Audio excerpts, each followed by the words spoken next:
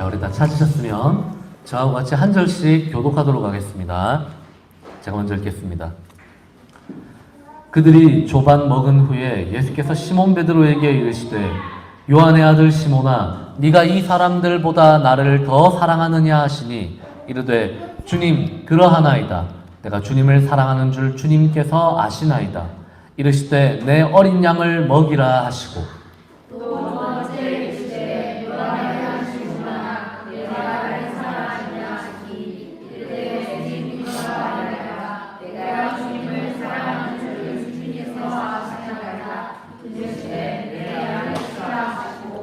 세 번째 이르시되 요한의 아들 시몬아 네가 나를 사랑하느냐 하시니 주께서 세 번째 네가 나를 사랑하느냐 하심으로 베드로가 근심하여 이르되 주님 모든 것을 아시오매 내가 주님을 사랑하는 줄을 주님께서 아시나이다. 예수께서 이르시되 내 양을 먹이라.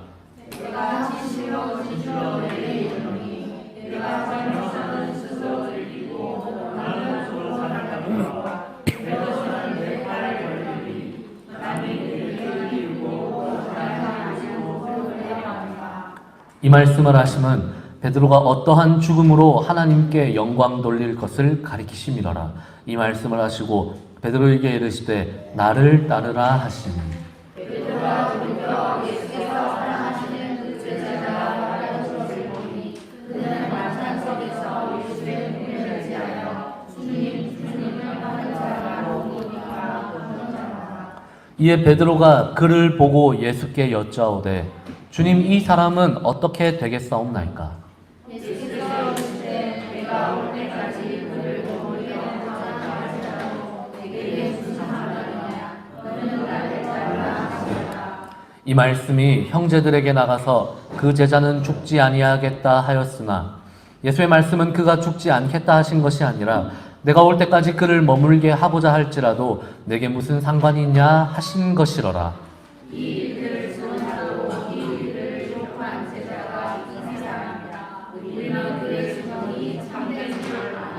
함께 읽겠습니다. 예수께서 행하신 일이 이외에도 많으니 만일 낱낱이 기록된다면 이 세상이라도 이 기록된 책을 두기에 부족할 줄 아노라. 아멘. 드디어 요한복음이 끝이 났습니다. 드디어 요한복음의 마지막 본문으로 우리가 왔습니다. 기쁘시죠? 기쁜 분. 그러면 아쉬운 분. 제가 이제 오늘 말씀을 준비를 하면서 요한복음 진짜 우리가 길게 왔고 진짜 우리가 또 그 마의 구간을 우리가 또 잘 넘겼지 않습니까? 15장부터 18장까지 그죠? 예수님의 고별 담화도 우리가 잘 넘겼고 근데 마지막 본문을 제가 이렇게 해석을 하고 설교로 이렇게 말씀을 준비를 하면서 들었던 생각이 끝나기 전까지는 아유 너무 힘들어 이거 언제 끝나지 이런 생각이 들었다가도 마지막 본문에 딱 와서 드는 생각은 이 책이 참 대단한 책이구나. 요한복음이라는 이 복음서가 정말 우리 신앙에 참 많은 것들을 생각하게 만들고 많은 것들을 우리가 다시 돌아보게 만드는 그런 좋은 책이구나라는 생각이 들면서 참 그냥 떠나보내기 또 아쉽다 이런 생각이 좀 들더라고요. 갑자기 불안한 마음이 드시죠? 이런 이야기를 하니까. 그죠? 왜 뭐 했어요? 뒤로 가세요. 한 놈 뒤로 가세요. 한 놈 뒤로 가세요.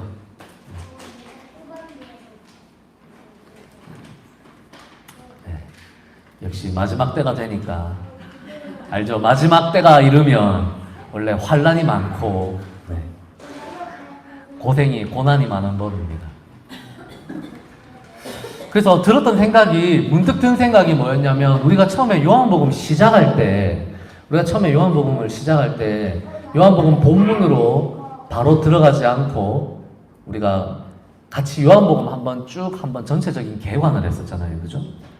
그래서 우리가 요한복음을 딱 마무리하면서 요한복음 개관을 한 번 더 복습하면 좀 좋겠다는 생각이 들었습니다. 문득. 그래서 전체적으로 우리가 길게 왔기 때문에 오늘 우리가 지금 57번째 설교거든요. 요한복음만. 그러니까 1년을 사실 넘게 한 거예요. 요한복음만 1년을 넘게 온 거예요. 그래서 이거를 전체적으로 우리가 다시 한번 처음부터 끝까지 한번 그냥 되돌아보는 의미로 본문들을 다 처음부터 끝까지 살펴보는 게 아니라 우리 처음에 했던 그 요한복음 개관 우리 강의를 한 번 더 우리가 좀 돌아보면 좋겠다. 그래서 우리가 한번 전체적으로 정리를 하면 좋겠다. 그런 생각이 들었습니다. 어떻게 생각하십니까? 괜찮으십니까? 네, 그러면 다음 주는 그렇게 한번 우리가 하면 좋겠다라는 생각이 듭니다. 우리가 지난주일 본문에서는요, 제자들을 향해서 와서 조반을 먹어라, 와서 아침밥을 먹어라 이렇게 부르시는 예수님의 모습을 같이 보았습니다. 부활하신 주님을 만난 제자들이 이 십자가 사건이 일어난 그 직후보다도 훨씬 더 오히려 의기소침해질 수밖에 없었죠. 왜냐하면 주님이 붙잡히실 때 그들은 다 주님을 배신하고 도망갔던 사람들이기 때문에 그렇습니다. 유다만 주님을 배신한 게 아니고 베드로만 주님을 배신했던 게 아니라 사실은 우리가 복음서를 보면 다 도망가죠. 그죠? 한 명도 빠짐없이 다 예수님 곁에서 다 달아나고 맙니다. 그랬던 자신들과 달리 예수님은요, 죽음을 이기고 부활하신 모습으로 그들 앞에 나타나셨죠. 그러니까 그 모습을 보니까 이 제자들에게도 양심이라는 게 있기 때문에 그들은 차마 주님이 부르시는 그 부르심, 너희가 내 증인이 되어라라는 그 부르심을 차마 따라갈 수가 없는 거예요. 예수님은 자신들 모두를 위해서 자발적으로 십자가라고 하는 죽음의 자리로 나아가셨었는데 그들은 행여 내가 같이 잡혀 죽지는 않을까 하는 그 두려움 때문에 누가 자꾸 우진아, 현우야 이제 조용히 하세요. 알겠죠? 알겠죠? 우리는 대답을 안 하면 대답을 강요하는 문화가 있습니다. 자, 그래서 이 제자들은 자기들을 돌아보니까 행여 우리는 같이 잡혀 죽을까봐 두려워서 사실은 도망갔던 사람들이기 때문에 무슨 낯짝으로 자기들이 무슨 염치로 예수님을 다시 따라갈 수가 있겠어요? 다시 예수님의 증인이 될 수가 있겠어요? 그래서 그들은 베드로를 필두로 해서 다시 우리는 물고기나 잡으러 가자 라는 마음으로 다시 물고기를 잡아서 팔아서 연명하는 삶으로 돌아가고 맙니다. 그래서 그들이 갔던 곳은 디베랴 호수, 곧 갈릴리 바다였죠. 하지만 그들은 우리가 지난주에 살펴본 것처럼 이미 이전의 삶으로 되돌아갈 수 없는 사람들이 되고 말았어요. 숙련된 어부들이었음에도 불구하고 이제는 그들은 물고기 한 마리조차 자신들이 원하는 대로 낚지 못하는 그런 사람들이 되고 말았습니다. 밤새도록 그물을 내렸음에도 불구하고 그들은 물고기를 건지지 못하는 모습을 우리가 그때 보았습니다. 그리고 이렇게 낙심한 제자들 앞에 주님이 다시 나타나셨죠. 그리고 주님이 그들에게 아침을 직접 차려서 먹이신 겁니다. 와서 조반을 먹어라 라고 예수님은 다정하게 제자들을 부르셨습니다. 이 주님이 피우고 계시는 그 숯불 위에는 물고기와 빵이 이제 노릇노릇 익어가고 있었죠. 다른 제자들의 눈에는 그 모습이 마치 오병이어라고 하는 그 위대했던 기적을 생각나게 만듭니다. 야훼 하나님이 만나를 가지고 출애굽한 이스라엘 백성들을 그 먹이셨던 그 모습을 예수님을 통해서 한 번 더 반복해서 보여주셨던 그 대단한 표적이 바로 오병이어였죠. 하나님이 예수님을 통해서 지금도 우리를 먹이고 계시는구나 라는 깨달음을 사람들에게 줬던 것이 이 오병이어의 표적이었습니다. 하나님이 우리를 먹이시는구나. 하나님의 아들이신 예수님이 우리를 먹이시는구나. 그러니까 제자들은 우리가 다시 먹고 사는 현장으로 돌아가자라고 생각을 하고 돌아갔었는데 다시 한번 그들에게 하나님이 상기시켜 준 거예요. 너희가 먹고 사는 것이 아니라 내가 너희들을 먹여 살리시는 것이다 라고 예수님을 통해서 다시 한번 보여주신 장소가 바로 그 아침밥을 먹은 장소였던 것이죠. 그런데 그 가슴 벅찬 순간에 혼자 가슴이 벅차지를 못하는 사람이 한 명 있었겠죠, 그 자리에. 그게 누구였냐면 바로 그 숯불 앞에서 예수님을 3번이나 배신을 때렸던 바로 그 베드로였습니다. 그러니까 베드로의 표정은 굉장히 복잡한 표정으로 그 자리에 앉아 있을 수밖에 없었던 것이죠. 여러분, 아침 식사를 이제 마치고요, 예수님이 시몬 베드로를 향해서 이제 고개를 돌리셨습니다. 그러니까 베드로는 아마도 고개를 들지 못하고 묵묵히 그냥 그 숯불을 바라보고 있었겠죠. 아마 물고기랑 빵도 제대로 먹여 삼키지 못했을 수도 있습니다. 밥이 넘어가겠습니까? 그죠? 자기가 배신 때렸던 바로 그 광경 앞에서 주님이 자기를 먹였으니까요. 그런 베드로를 향해서 예수님이 이제 이렇게 부르십니다. 요한의 아들 시몬아, 네가 이 사람들보다 나를 더 사랑하느냐? 예수님이 이때 의도적으로 베드로라고 하는 호칭을 사용하지 않으셨다라고 저는 생각을 해요.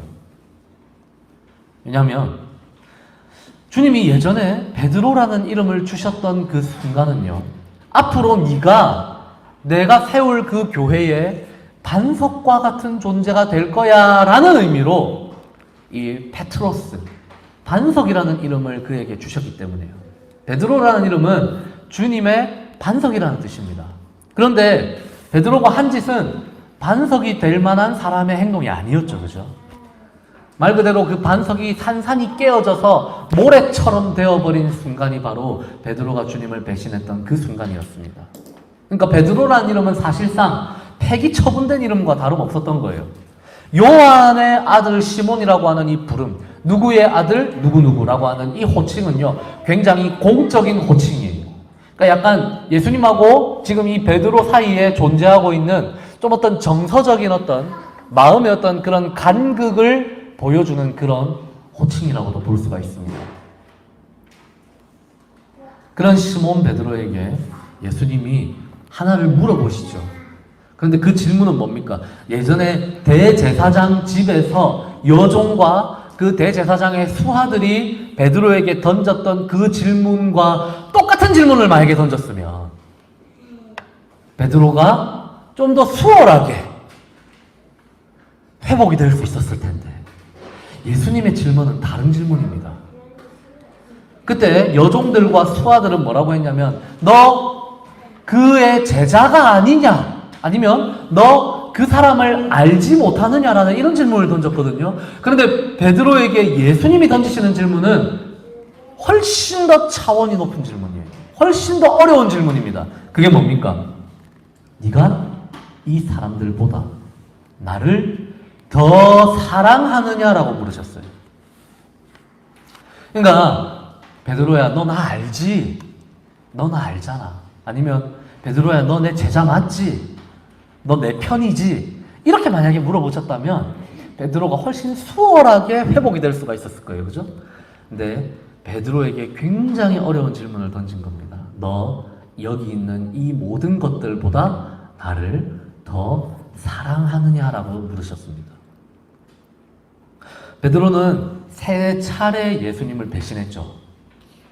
그러니까 3은 성경에서 완전수 중에 하나입니다. 그죠? 3번 배신 때렸다는 말은 우리도 그런 표현 쓰잖아요. 삼진아웃이라는 표현 쓰잖아요. 그죠? 우리도 뭔가 똑같은 잘못을 3번 한 사람은 더 이상 용서해 주지 않아요. 그 사람은 무조건 끝납니다. 그냥 나락으로 가도 아무 할 말 없어요. 예전에 야구 선수였던 한 분이, 그죠? 메이저리그까지 진출했던 분인데 이분이 음주운전으로 삼진아웃이 됐죠. 그리고 다시는 그분은 돌아올 수 없는 존재가 됐어요. 지금은 유튜브를 하시던데 다시는 야구 그 현장으로 돌아올 수 없었습니다. 되게 유명한, 되게 괜찮은 야구 선수였는데 자기 실력과는 별개로 음주운전 3번 딱 하고 삼진아웃으로 바로 나락으로 갔습니다. 베드로는 원래 나락으로 가야 돼요. 그죠? 그런데 예수님이 그를 놀랍게도 다시 용서하십니다. 그러면서 물어보신 게 훨씬 더 빡센 질문이에요. 네가 나를 사랑하느냐? 그것도 이 사람들보다 여기에 존재하는 모든 것들보다 네가 더 나를 사랑하느냐라고 물으십니다. 이 사람들보다라고 하는 이 말은 사실 애매한 번역입니다, 여러분. 우리 보면 15절에 보면 요한의 아들 시몬아 네가 이 사람들보다 나를 더 사랑하느냐 이렇게 번역이 되어 있는데 이 번역 자체가 사실은 이 문구 자체가 굉장히 애매한 표현을 요한복음의 저자가 썼어요. 그래서 이 사람들보다라고도 번역이 될 수 있지만 또 어떻게 번역이 될 수 있냐면 이것들보다라고도 번역이 될 수 있어요. 그렇게 번역이 되면 지금 이 말은 무슨 뜻이냐면 요한의 아들 시몬아 네가 이 모든 것들 너의 친구들, 너의 동료들, 너의 가족들 네가 사용하는 그 배, 네가 소유하고 있는 그 업, 용구들 곧 네가 삶의 터전으로 여기는 이 모든 것들보다도 너를 둘러싸고 있는 모든 것들보다도 네가 나를 사랑하느냐? 라고 물어보신 것입니다.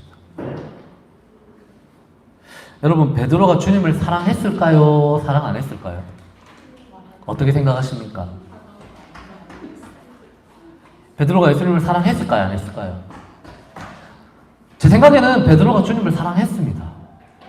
그렇기 때문에 그 공생의 기간 내내 주님을 잘 따라다녔고 주님의 가장 가까운 제자로 살았고 또 대제사장의 무리들에게 예수님이 잡혀가셨을 때에도 유일하게 따라갔던 비록 같이 잡혀가진 않았지만 따라갔잖아요. 그죠? 베드로하고 예수님이 사랑하시는 그 제자, 이 두 제자만이 예수님이 잡혀가실 때 좀 떨어진 상태로 쫓아갔어요. 그리고 대제사장의 집 안에까지 같이 들어갔습니다. 그죠? 그걸 보면 베드로는 분명히 주님을 사랑했습니다. 주님을 추앙했어요. 그런데 그의 그런 사랑이 한계를 만난 순간이 언제였습니까? 너 저 사람하고 한패가 아니냐라는 그 갑작스러운 그 질문 때문이죠. 그 아무것도 아닌 그 질문 한마디가 베드로의 그 사랑이라고 믿었던, 나는 주님을 사랑한다라고 믿었던 그 감정을 다 무너지게 만들고 말았던 것이죠. 그리고 닭 울음 소리가 요한복음에 등장하지 않지만 공관복음에 등장하는 그 닭 울음 소리가 그의 그 실패를 상기시켜주죠. 그러니까 닭 울음 소리를 듣고 공관복음에서는 공통적으로 어떤 표현이 등장하냐면 베드로가 통곡했다라는 표현이 등장합니다.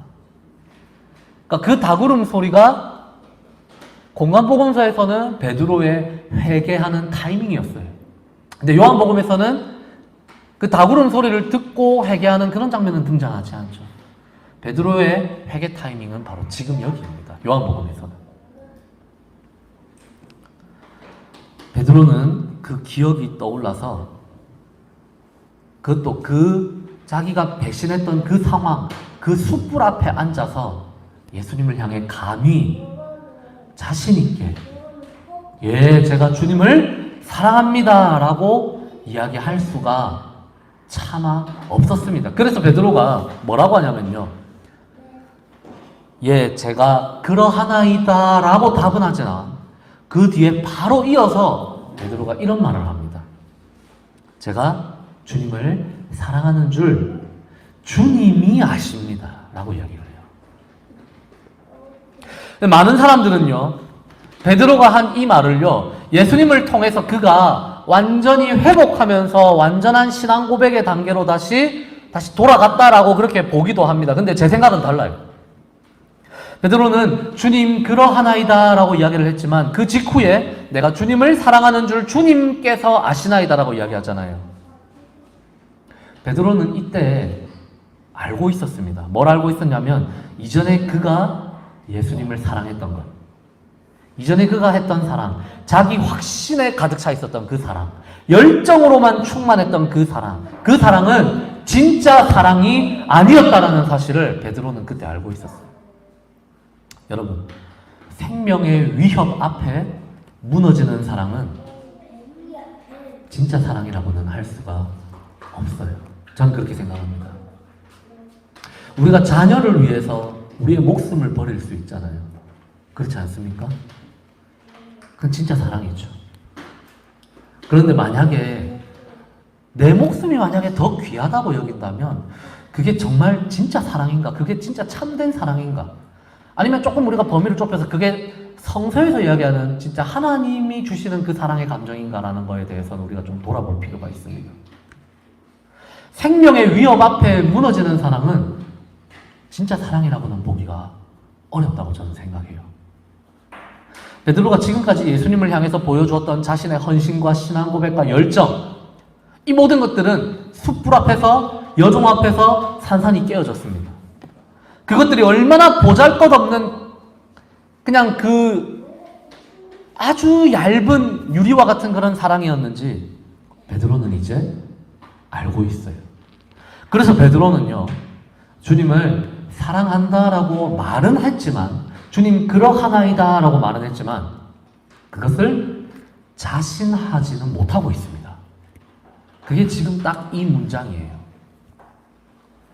그래서 주님이 아십니다라고 자기가 주님을 사랑한다는 그 사실의 진위 여부조차도 그 주도권을 자기가 이제는 갖지 못하고 예수님께 넘겨드리고 있는 겁니다. 사랑 고백, 신앙 고백의 주도권이 베드로 자신에게 있는 게 아니라 그것조차도 예수님 당신이 아십니다라고 예수님한테 넘겨드리고 있어요. 여러분, 마찬가지로 우리의 신앙이 진짜인지 가짜인지 우리는 모릅니다. 우리는 알 수가 없어요. 그래서 구원의 확신이라는 말은 우리가 스스로 쓸 수 있는 말이 아닙니다. 우리가 스스로 자부할 수 있는 게 아니에요. 오직 주님만이 아십니다. 우리는 몰라요. 우리가 하나님을 진짜 사랑하고 있는지, 아니면 대충 내가 그냥 사랑하고 싶은 하나님을 내 마음속에 만들어 놓고 그걸 그냥 섬기고 있는지는 우리는 모른다고요. 우리는 분간할 수가 없어요. 완벽하게 분간할 수 없습니다. 그걸 완벽하게 분간할 수 있는 존재는 주님밖에 없다는 거죠. 마태복음 16장 16절 말씀입니다. 우리 같이 읽겠습니다. 마태복음 16장 16절 함께 읽겠습니다. 시작! 시몬 베드로가 대답하여 이르되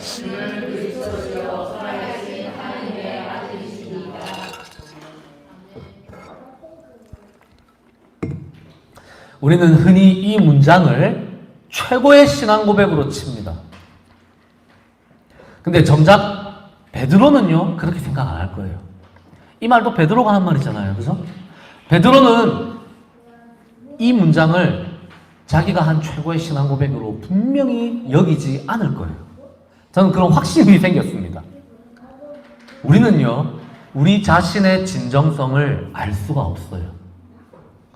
우리는 물론 주님을 사랑하고 주님을 신뢰하죠. 누군가 우리에게 물어본다면 우리는 그렇게 대답할 거예요. 그죠? 누가 여러분에게 물어보신다면 여러분 그렇게 대답하지 않겠습니까? 예, 저는 하나님을 사랑하는 사람입니다. 그러니까 그리스도교 신앙을 가지고 교회를 다니고 우리 자녀들에게 이 신앙을 가르치고 있죠. 라고 이야기하지 않을까요? 그죠? 우리는 하나님을 사랑하고 하나님을 신뢰합니다. 하지만 그것이 정말로 모든 것들보다, 이 모든 것들보다, 내 삶을 지탱해주는 이 모든 것들보다, 나 자신을 둘러싸고 있는 이 모든 것들보다, 내 가족보다, 내 자식보다, 내 생명보다 진짜 내가 하나님을 더 사랑하고 있는지에 대해서는 우리 스스로는 판단을 할 수가 없어요. 베드로는 마침내 이것을 깨달은 것입니다. 그래서 그는 진짜 위대한 신앙 고백을 여기서 하고 있는데 그 말이 뭐냐면 바로 이 말입니다. 주님, 저는 당신을 사랑합니다. 비록 당신을 배신했고 당신을 부인했고 당신을 떠났지만 저는 처음부터 그랬던 것처럼 지금도 주님을 신뢰하고 사랑합니다. 하지만 이제 저는 저 자신의 고백을 신뢰하지 못합니다. 저는 확신할 수가 없습니다. 제 사랑이 진짜인지 가짜인지 저는 모릅니다. 오직 당신만이 이것을 아십니다. 제가 사랑하는 당신을 향한 제 사랑의 주인은 제가 아니라 당신이십니다. 주님이 주인이십니다. 여러분, 이게 진짜 그리스도인의 가장 탁월한 신앙 고백이라고 저는 생각합니다. 주는 그리스도시요 살아계신 하나님의 아들이십니다. 물론 좋은 고백이죠. 그런데 베드로는 지금요, 한 단계 더 깊은 고백으로 나아가고 있는 거예요. 주님 사랑합니다. 하지만 그것은 주님만이 아시는 것입니다. 여러분, 비참했던 과거의 실패를 끌어안고 그리고 한없이 불안한 오늘을 끌어안지 않고는 미래로 나아갈 수 없죠. 베드로는 지금 실패를 극복했다기보다는, 이전의 실패를 넘어섰다기보다는 그것을 있는 그대로 끌어안고 있습니다. 그죠? 과거의 실패를 끌어안는 자만이 할 수 있는 고백이 바로 이 고백이에요. 예수를 배신했던 그 과거를 지우거나 청산한 게 아니라 그 뼈 아프고 그 비참한 그 사실을, 그 과거를 있는 그대로 받아들이고 있습니다. 자신은 주님을 사랑할 자격이 없다는 사실을 베드로는 지금 정직하게 인정하고 있습니다. 그래서 내가 주님을 사랑하는 줄 오직 주님만이 아십니다라는 이런 고백을 하고 있는 거예요. 열정이 넘쳐서 좌충우돌했던 그 베드로가 이제는 자신의 한계와 자신의 부족함을 완벽하게 인식하고 있는 겸손한 사람이 되었습니다. 자기 확신에 가득 차서 주님의 십자가의 그 길마저 막으려고 들었던 게 베드로잖아요. 주는 그리스도시요 살아계신 하나님의 아들이십니다라고 고백해놓고 그 뒤에 장면에 바로 그 장면이 등장합니다.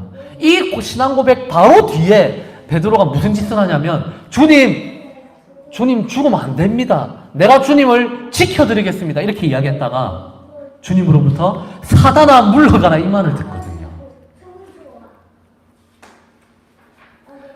그 베드로가 이제 하나님 앞에, 이제 그 주님 앞에 잠잠한 인생으로 변모했습니다. 주님의 눈에 비친 베드로는 이제 비로소 진짜 사도가 된 거예요. 그래서 베드로의 이 모습을 보고 마침내 예수님은 이렇게 말씀하십니다. 우진이 현우 뒤에 이제 자유롭게 그림 그리게 놔두놓고 앞으로 오세요. 괜찮아요. 괜찮아요. 너무 심하다면 제가 뭐라 할게요. 괜찮아요. 제가 뭐라 할 테니까. 제가 중요한 문장이라서 일부러 말 안 했습니다. 베드로가 이렇게 변한 모습을 보고 나서야 예수님이 베드로에게 뭐라고 했는지 아세요? 내 어린 양을 먹이라라고 이야기하십니다. 내 양을 먹여라. 여러분, 내 양을 먹이라는 이 말이 무슨 뜻일 것 같습니까? 어떤 분들은 이걸 갖다가 훌륭한 목회자가 되라 이 말로 받아들이시더라고요. 베드로를 그 목회자로 부르셨다고 그 생각을 하시더라고요. 근데 제 생각은 다릅니다. 요한복음 10장에 의하면 원래 양떼를 먹이실 수 있는 분은 참 목자이신 예수님 한 분밖에 없죠. 근데 그걸 베드로의 그 신앙, 새로운 그 신앙 고백 앞에서 베드로에게도 위임하고 계신다는 말은 지금 주님의 이 사역을 앞으로 이 신앙 고백을 하는 자들에게 맡기신다는 뜻입니다. 우리는 로마 카톨릭처럼 베드로의 그 신앙 고백을 보고 주님이 베드로에게 교회의 열쇠를 맡기셨다라고는 해석 안 하잖아요. 우리 프로테스탄트들은 그렇게 해석 안 하잖아요. 우리는 뭐라고 합니까?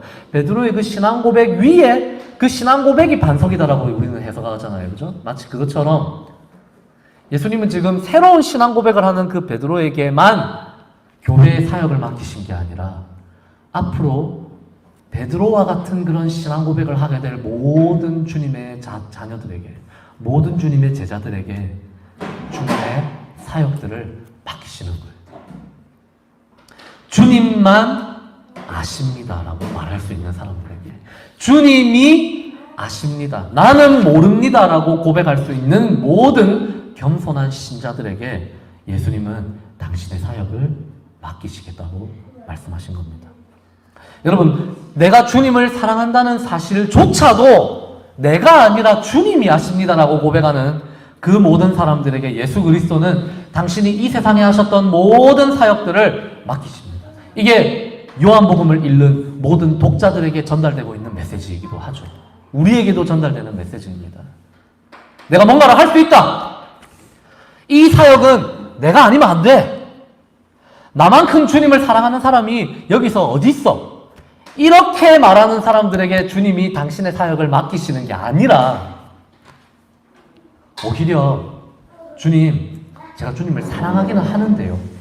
제가 주님을 사랑하는데 사실 자신은 없습니다. 정말 제가 하나님을 끝까지 신뢰하며 살아갈 수 있을까? 제가 자신은 없지만 그냥 한번 이 길을 가보겠습니다. 이 길의 끝이, 이 길의 결말이 어떻게 날지는 저는 확신할 수가 없습니다. 하지만 주님은 아십니다. 이렇게 고백하는 사람들에게, 이렇게 머뭇거리면서 고백하는 이들에게 주님은 당신의 교회를 맡기십니다. 주님의 양떼, 주님의 모든 피조세계를 돌보고 먹이는 사역을 바로 이런 사람들의 손에 주님은 맡기시는 거죠. 자신감이라고 하는 오만함을 내려놓게 된 베드로의 이 사랑 고백에 예수 그리스도는 당신의 양떼를 맡기셨습니다. 주님의 뜻은 굉장히 명확하죠. 정말 네가 나를 사랑하느냐? 그렇다면 내 양떼를 먹이고 돌봐라. 그게 나를 사랑하는 일이다. 하나님 사랑과 이웃 사랑은 동떨어진 개념이 아니죠. 그죠? 우린 잘 알고 있습니다. 그 둘은 일맥상통합니다. 눈에 보이는 이웃을 사랑하는 일이 곧 눈에 보이지 않는 주님을 사랑하고 겸해하는 일이잖아요. 주님을 사랑한다고 추구장창 신앙 고백하면서 정작 우리 주변의 이웃들에게는 관심조차 주지 않는 사람은 실제로는 주님도 사랑하지 않는 사람입니다. 아니 오히려 주님을 미워하는 사람일 가능성이 높습니다. 왜냐하면 주를 사랑하는 일이라는 일은 곧 오늘 예수님의 부르심에 의하면 주님의 양떼를 먹이고 돌보는 그 일이 바로 주님을 사랑하는 일이기 때문에 그렇습니다.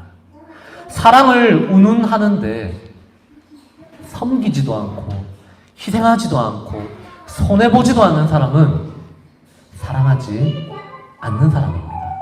사랑을 모르는 사람입니다. 하나님 사랑을 노래하면서 이웃들을 미워하고 증오하고 혐오하는 자들은 가짜 사랑을 하고 있는 사람들입니다. 주님을 사랑하면 기꺼이 주님의 양떼를, 주님의 피조세계를 먹이고 돌볼 수 있어야 합니다. 하나님의 아름다운 피조세계를 가꾸고 지켜야 합니다.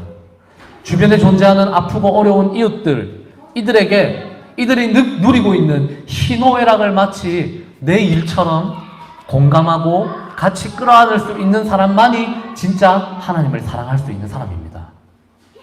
교회 공동체 내의 형제 자매들에게 깊은 관심을 가지고 이들이 경험하고 있는 일들을 마치 내 일처럼 공유하고 서로를 위로할 줄 아는 사람만이 정말로 주님도 교회도 사랑하는 사람인 거죠. 사랑은 관념이 아니잖아요.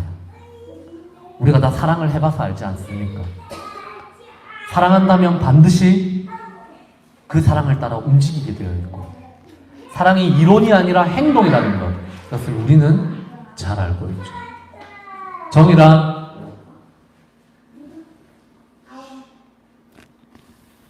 먹이고 돌보는 사랑이 여러분 구원이라는 열매를 맺습니다.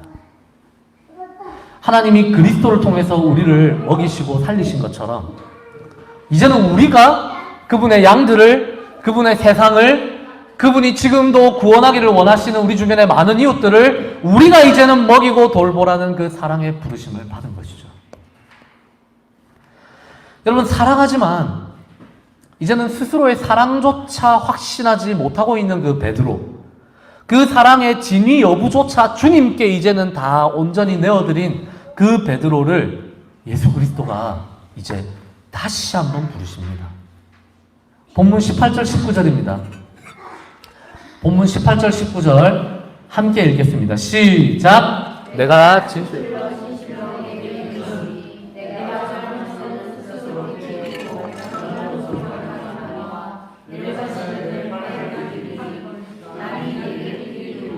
원하지 아니하는 곳으로 데려가리라. 이 말씀을 하심은 베드로가 어떠한 죽음으로 하나님께 영광 돌릴 것을 가리키심이로라. 이 말씀을 하시고 베드로에게 이르시되 나를 따르라 하시니. 주님이 한 사람에게 두 번씩이나 지금 나를 따르라라고 명령하신 것은 아마 성경 전체에서 베드로가 유일한 사람일 거예요. 처음에도 베드로는 진정성 있게 예수를 따라갔던 사람입니다.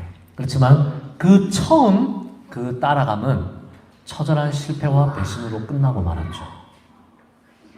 그럼에도 불구하고 주님은 지금 다시 한번 베드로를 무려 3번이나 그분을 부인했던 그 베드로를 주님은 다시 부르고 있습니다. 다시 한번 나를 따라오라라고 부르고 계세요. 일반적으로 우리는 하나님의 부르심이 일평생 한 번 결정적인 순간에 찾아오는 일종의 그 단회적인 사건이라고 생각을 합니다. 그래서 그 절대적인 한 순간이 모든 걸 다 결정하고 우리 믿음의 출발점이라고 생각하고 변화 없이 이제 그 믿음이 그냥 쭉 이렇게 일평생을 간다고 생각을 해요. 제가 이번 주 중에 그 박진영 씨 구원파에 속한 어떤 한 분을 만나서 또 이런저런 이야기를 나눈 적이 있었는데, 구원파의 특징이 그겁니다. 내가 언제 구원을 받았는지, 내가 언제 주님을 만나고 언제 회심했는지를 그 날짜까지 정확하게 알아야 돼요, 이 사람은. 근데 저는 거기 동의하지 않아요. 우리 신앙이라는 게 솔직히 말하면 저는 그렇거든요. 저는 제가 언제 회심했는지 저는 알아요, 그날을. 저에게는 굉장히 강렬한 경험으로 사실은 극적인 회심이 있었기 때문에. 그런데 우리 모두가 다 그렇게 하나님 앞에 가진 않잖아요. 어떤 사람들은 그냥 천천히 그냥 교회 다니고 신앙생활 하다가 어느 순간 나도 모르게 가랑비에 옷 젖듯이 하나님을 알고 사랑하게 되는 사람들도 있고, 어떤 사람은 굉장히 강렬하게 그걸 체험하는 사람들도 있고 그렇거든요. 근데 오늘 베드로의 이 사례를 보면요, 그런 극적인 회심만이 전부 다가 아니라는 사실을 우리는 알게 됩니다. 하나님에 대한 믿음과 사랑, 그리고 우리를 향한 하나님의 부르심은 단회적이지만은 않아요. 왜냐하면 우리는 일평생 넘어졌다가 다시 일어서서 주님을 따라가는 그 과정을 반복하면서 살아가는 사람들이기 때문에 그렇습니다. 현우야, 아빠한테 딱 가세요, 이제. 너무 뭐라 하지 마세요. 너무 뭐라 하지 마. 불안해. 현우야, 나를 따르지 말고 아빠를 따라가라.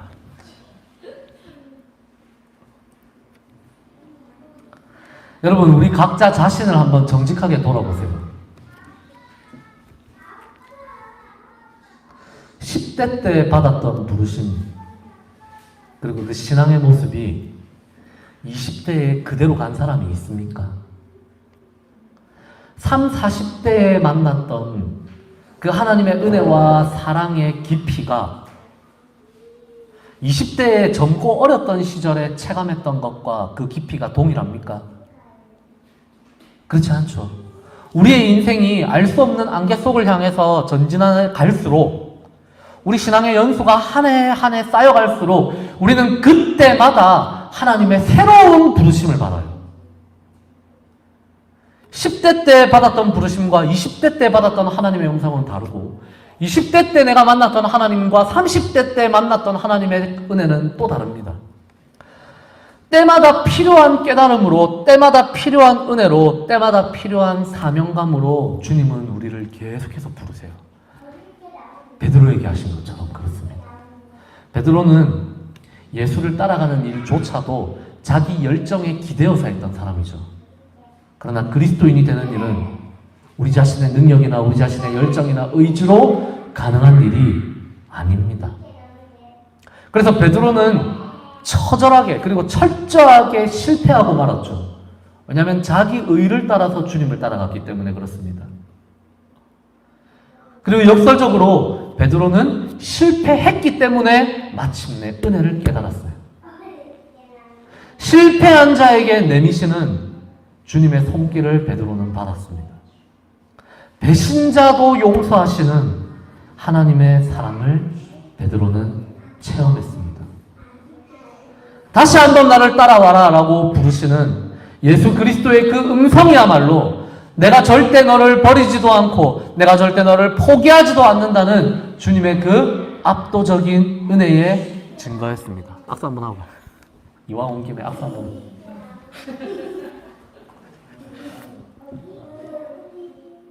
마침내 베드로는 자신을 향한 그리스도의 그 사랑을, 그리고 그리스도를 향한 자신의 사랑을 두 번째 부르심에서 온전히 맛볼 수가 있었던 것이죠.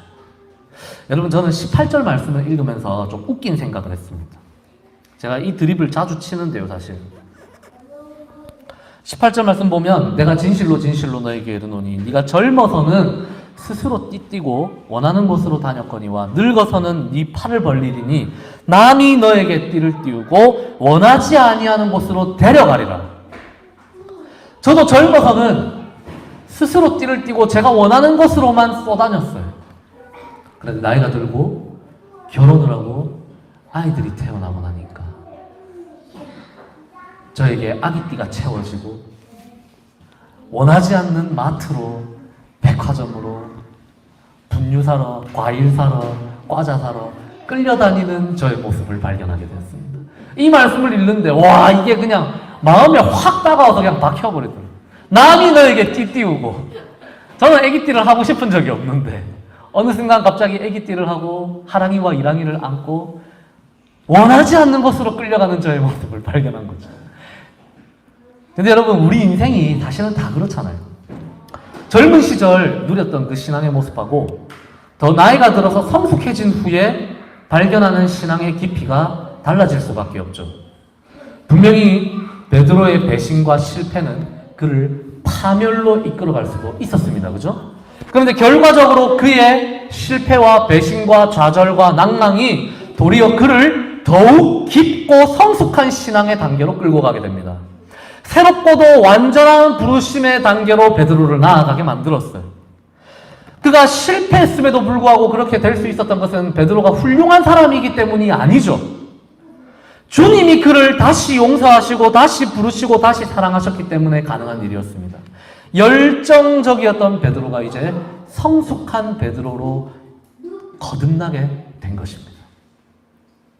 신약 성서의 외경에 해당하는 베드로 행전이라고 하는 책에 보면 이런 내용이 있습니다. 베드로가요, 열심히 로마에서 복음을 증거하다가 이제 아그리파에게 잡혀서 죽을 것 같은 예감이 드는 거예요. 그래서 그가 로마를 떠나서 도망을 가려고 합니다. 그래서 이제 로마를 떠나다가 로마 시 외곽에서 갑자기 예수님이 반대편에서 걸어오시는 걸 만나요. 그래서 그때 그 유명한 문장이 등장합니다. 쿼 바디스 도미네라는 문장이 등장해요. 이게 무슨 말이냐면 주여 어디로 가시나이까 라는 말이에요. 근데 주님이 뭐라고 하냐면 나 십자가에 못 박히러 가. 그렇게 이야기하면서 로마시 안으로 쓱 사라져요. 그 모습을 보고 베드로가 충격을 받아요. 아, 십자가에 못 박히러 간다는 그 말이 내 입에서 나와야 되는 말이구나 라는 걸 깨닫고 베드로는 다시 발길을 돌려서 로마시 안으로 돌아갑니다. 그리고 실제로 자신이 걱정했던 것처럼 붙잡혀서 순교를 당합니다. 그림 보면 희한하죠. 예, 그림이 뒤집힌 그림이 아닙니다. 베드로가 자신이 원해서 십자가에 거꾸로 못 박혀서 순교당하는 그림이에요.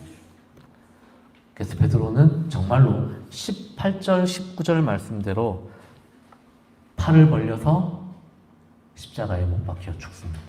19절에 보면 이렇게 되어 있죠. 베드로가 어떠한 죽음으로 하나님께 영광을 돌릴 것을 가리키시니라. 예, 물론 외경이기 때문에 우리가 이 이야기의 진위 여부를 100% 확신할 수는 없지만 보통 사람들이 다 그렇게 이야기를 합니다. 실제로 초대 교회의 문헌들에는 베드로도 순교했다는 기록들이 남아있거든요. 여종의 그 추궁 앞에서 벌벌 떨면서 예수님을 3번이나 부인했던 그 베드로가 아무도 자기를 붙잡지 않는데 자기 마음속에서 들려오는 예수님의 그 음성을 따라서 자발적으로 십자가에 달려 죽기 위해 로마로 돌아가요. 이러한 죽음을 가리켜서 19절에는 뭐라고 합니까? 하나님께 영광을 돌린 것이다 라고 이야기합니다. 요한복음을 크게 두 권으로 나누면 앞장은 표적의 책, 뒷장은 영광의 책이라고 우리가 여러 번 이야기를 했었죠. 그런데 놀랍게도 영광의 책에는 우리가 생각하는 그 영광은 등장하지 않습니다. 핍박받으시는 예수님의 모습, 고난받는 주님의 모습, 그리고 결국 십자가에서 죽으시는 주님의 모습, 그것을 가리켜서 요한복음은 하나님의 영광이라고 이야기를 하죠. 베드로도 마침내 그 영광의 길을 따라간 겁니다. 그것이 두 번째 부르심, 나를 따르라라고 부르시는 그 온전한 부르심에 순종한 결과가 된 거죠. 베드로는 그 와중에서도 주님, 그러면 저 사람의 미래는 어떻게 되겠습니까? 라고 주님께 질문합니다. 누구를 가리킨 거냐면 그 옆에 함께 있던 예수께서 사랑하시는 제자. 어떤 사람들은 사도 요한이라고도 이야기하고, 하지만 어쨌든 가장 확실한 건 이 요한복음의 저자인 사람이죠. 근데 주님이 뭐라고 하냐면 저 사람은 상관하지 마라. 네가 무슨 상관이냐. 그러니까 우리는 부르심을 받는 와중에도 그죠, 항상 주님, 그럼 쟤는요? 그렇게 이야기하고 생각하죠. 그래서 유명한 찬양도 있잖아요. 주님 내가 여기 있사오니 쟤를 보내소서 하는 유명한 찬양도 있듯이 우리의 관심은 두 번째 부르심을 받는 그 와중에도, 세 번째 부르심을 받고 네 번째 부르심을 받는 그 와중에도 어쩌면 우리의 관심은 자꾸 다른 누군가와의 비교를 통해서 내 신앙의 자리를 확인하려고 하는 그런 욕심들이 있는 것 같아요. 베드로도 마찬가지였습니다. 베드로도 예수님께 부르심을 다시 받는 그 와중에도 주님, 그러면 저 제자들은 어떻게 됩니까? 저는 주님이 가신 그 길을 따라갈 것 같은 그런 불길한 예감이 드는데 그럼 쟤는요? 그러니까 주님이 그게 니하고 무슨 상관이냐? 너는 너의 길을 가야지. 쟤는 쟤의 길을 가고. 베드로가 아마 순교하면서 깨달았을 거예요. 아, 죽는 게 오히려 편한 길일 수 있겠구나. 쟤는 나중에 저 반모섬에까지 끌려가서 또 그 와중에 또 글 쓰고 책 쓰고 하는 걸 생각을 하면 그래, 차라리 죽는 게 나을 수도 있겠다라고. 그죠? 우리 보통 그런 이야기 하잖아요. 죽는 것보다 사는 게 더 힘든 일이라고. 그죠? 우리는 부르심을 받습니다. 요한복음의 마지막 장면이 바로 이런 의미심장한 장면이라는 데는 여러 가지 이유들이 있는 것 같아요.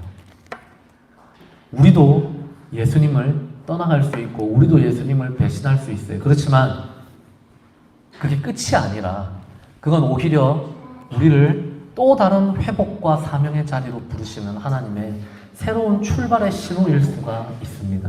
우리가 이미 여러 차례 살펴본 것처럼 베드로는 그가 넘어졌던 바로 그 자리에서 다시 일어납니다. 그죠? 예수님은 베드로를 그 넘어진 그 자리에서 너 숯불 앞에서 나 배신 때린 거 내가 다 봤어.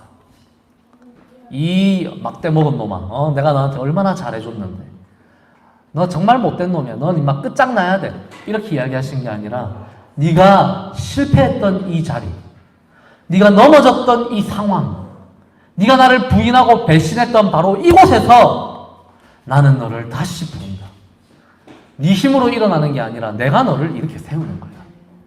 그래서 베드로가 예수님을 향해서 제가 주를 따르겠습니다라는 그 구절이 여기 기록되어 있지 않고 예수님이 베드로를 향해서 너는 나를 따라오라라고 다시 부르시는 장면이 그래서 여기 기록되어 있는 거 아니겠습니까?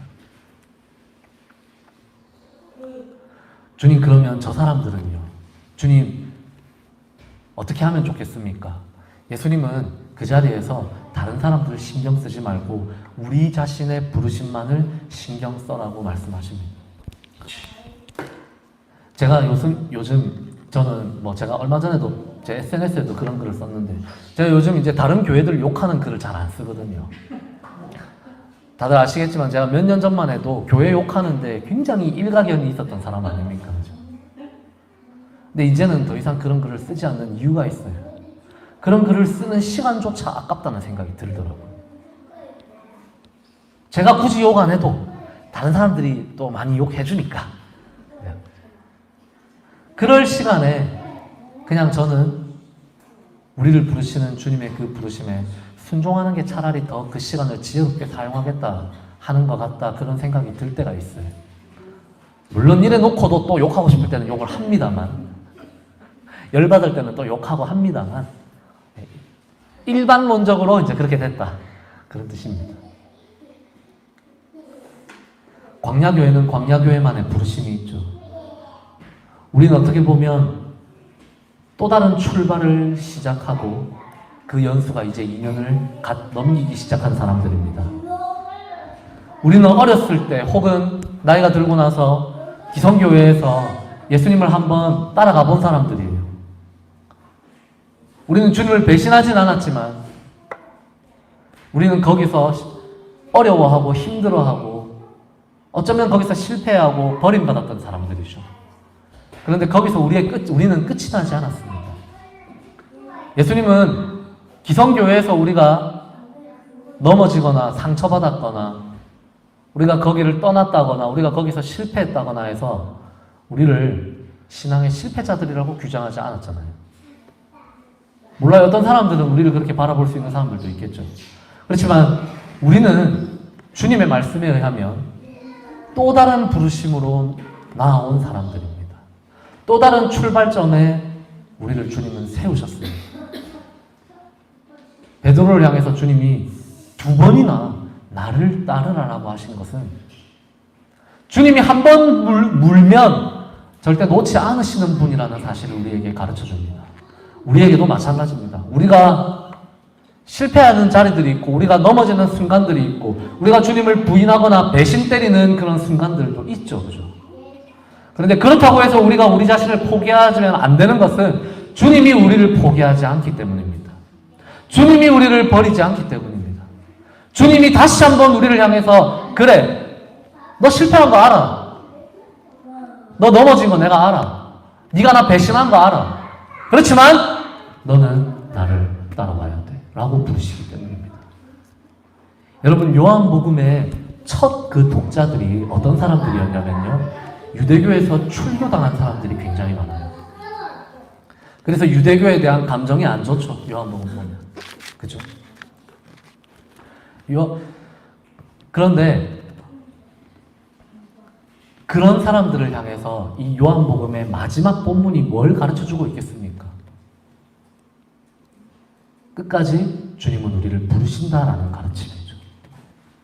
우리도 마찬가지입니다. 다시 한번 나를 따라오라고 부르시는 그 주님의 음성에 우리 모두가 온전히 순종할 수 있기를 간절히 소망합니다. 베드로가 마침내 회복하면서 주님, 내가 주님을 사랑하지만 나는 솔직히 모르겠습니다. 내가 주님을 사랑하는지 아닌지조차도 주님이 아십니다라는 그 놀라운 신앙 고백을 했던 것처럼 우리도 이제는 그런 신앙 고백을 하고, 그래서 우리가 주님의 양과 주님의 어린 양들을 먹이고 돌보는 일을 하면서 다시 한번 나를 따르라고 부르시는 그 주님의 음성에 기꺼이 따라갈 수 있는 그런 사람들이 될 수 있기를 사랑하는 주님의 이름으로 축복합니다. 네, 함께 찬양하겠습니다. 예수 가장 귀한 그 이름.